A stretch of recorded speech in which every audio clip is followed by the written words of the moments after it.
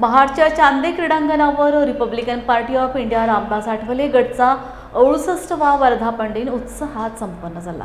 अवकाळी पावसाने कार्यक्रमादरम्यान चांगलीच दैना उडवली तरीही कार्यकर्त्यांचा उत्साह ओसंडून वाहत होता। यावेळेस केंद्रीय मंत्री रामदास आठवले यांच्या उपस्थितीत हा सोहळा पार पडला। रिपब्लिकन पक्षाच्या स्थापनेला 68 वर्ष संपलेली आहे। 69व्या वर्षामध्ये आम्ही प्रवेश केलेला आहे।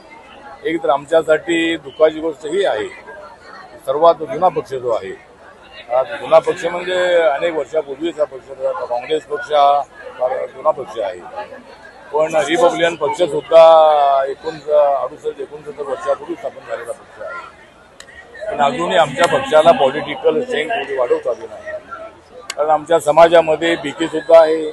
आमच्या रिपब्लिकन पक्षामध्ये इतर जातीच्या लोकांना आणण्यामध्ये आम्हाला एवढं अपयश आलेलं आहे। त्यामुळे बाबासाहेबांच्या खुल्या पत्रातला आरपीआय जर सुरू करायचं असेल तर बाबासाहेब आंबेडकरांनी शेड्यूल कास्ट फेडरेशन यासाठी प्रकल्प केली होती की बाबासाहेब आंबेडकर 2 वेळेला लोकसभेच्या निवडणुकीत हरले होते। बाबासाहेब लवकरो मतदारसंघामध्ये हरले होते, नंतर भंडाऱ्यामध्ये हरले होते। त्यामुळे बाबासाहेबांनी विचार केला की या पार्लमेंटरी डेमोक्रेसीमध्ये एका मताला एक मत आहे, 1 मॅन 1 व्होट 1 व्हॅल्यू। त्यामुळं शेड्यूल कास्टच्या मतावर या ठिकाणी निवडून येणं शक्य आहे। आपण निवडून आलो नाही तर सत्ता मिळणार नाही, सत्ता मिळाली नाही तर लोकांना बदल होणार नाही।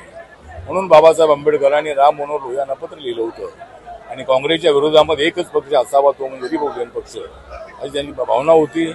तर आज महाड सारख्या एका क्रांतीभूमीमध्ये 20 मार्चला प्रत्येक वर्षी आम्ही येतो, पण महाड ही तशी कोकणची राजधानी आहे आणि आमच्यासाठी जय भीमवाल्यांसाठी, बाबासाहेबांच्या अनुयायांसाठी हे अत्यंत क्रांतिकारक अशा पद्धतीचं स्थळ आहे।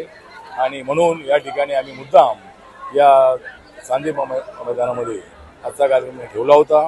पाऊस 3 ऑक्टोबरला असल्यामुळे आम्ही या कार्यक्रमाला पुढे ढकलला होता, पण पाऊस आज होता, पण पाऊस जरी असलाही पावसाची आवश्यकता आहे, पण पाऊस अवेळी पडल्यामुळे शेतकऱ्यांचं मोठं नुकसान होतं आणि त्यामुळं ठीक आहे, पाऊस जरी असलाही तरी मेळाव्याला लोक हजारो संख्येने आले होते आणि पाऊस असल्यामुळं ते सगळे या सभेच्या सगळे उतरत नाही, तरी त्यांच्या भावना आमच्या पाठीशी आहेत। आणि रिपब्लिकन पक्ष जो आहे हा व्यापक करण्यासाठी रिपब्लिकन पक्ष गावागावाचा रिपब्लिकन पक्ष झाला पाहिजे। एका बौद्ध वाड्याचा पक्ष स्थापन करून आपल्याला बाबासाहेबांचं स्वप्न साकार करता येणार नाही।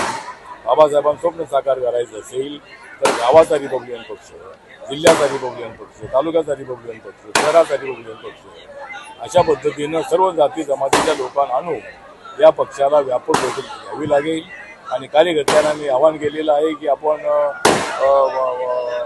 रिपब्लिकन पक्ष जो आहे बाबासाहेबांच्या खुल्या पत्रातला उभा करण्यासाठी आपण पराकाष्ठा केली पाहिजे आणि एका जातीच्या मतावर आपल्याला सत्ता मिळणं अशक्य आहे। त्यामुळे बहुजनांची मतं, मराठा समाजाची मतं, अल्पसंख्याकांची मतं, या सर्व जाती जमातीची मतं मिळवण्यासाठी रिपब्लिकन पक्षाच्या कार्यकर्त्यांकडे असली पाहिजे। आणि येणाऱ्या ज्या जिल्हा परिषद, पंचायत समिती, नगरपालिका, महानगरपालिकेच्या निवडणुका ज्या आहेत त्या निवडणुकीमध्ये भारतीय जनता पार्टीने आम्हाला सोबत ठेवलं पाहिजे। भारतीय जनता पार्टीचा जुना मित्र आम्ही आहोत। एक तर बाळासाहेब ठाकरे यांच्यासोबत माझी भेट झाल्यानंतर शिवशक्ती भीमशक्तीचा प्रयोग महाराष्ट्रामध्ये यशस्वी करण्यात आम्ही प्रयत्न केला होता आणि बाळासाहेबांनी मला सांगितलं होतं की जर आपण आमच्यासोबत आला तर आपल्याला सत्ता मिळेल।